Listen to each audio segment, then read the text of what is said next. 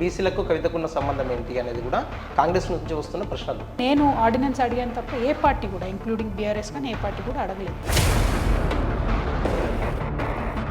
లేక నేను రాస్తే మీరు ఎలా బయటికి వెళ్ళిందన్న, మీకు తెలియకుండా బయటికి వెళ్ళిందన్న చెప్పేసి కూడా కవిత అడగొచ్చు కదా అనేది కూడా ఒక విమర్శలు అయితే వస్తున్నది. నాకుండే చిన్న చిన్న అభిప్రాయాలు నేను కూడా కేసీఆర్ గారికి పంచుకుంటాను, అందులో వేరే ఆస్కారమే లేదు.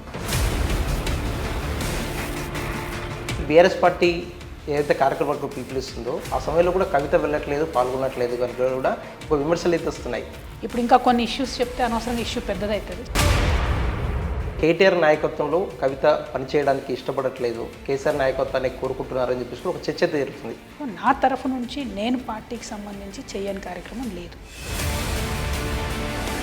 తొందరలో ఒక కొత్త పార్టీ కూడా పెట్టబోతుందనే చర్చ కూడా జరుగుతుంది. దీనికి మీ సమాధానం ఏంటి? తెలంగాణ జాగృతి అధ్యక్షురాలు కల్వకుంట్ల కవితతో స్పెషల్ ఇంటర్వ్యూ ఈ రోజు రాత్రి 7:30 మీ HM టీవీలో.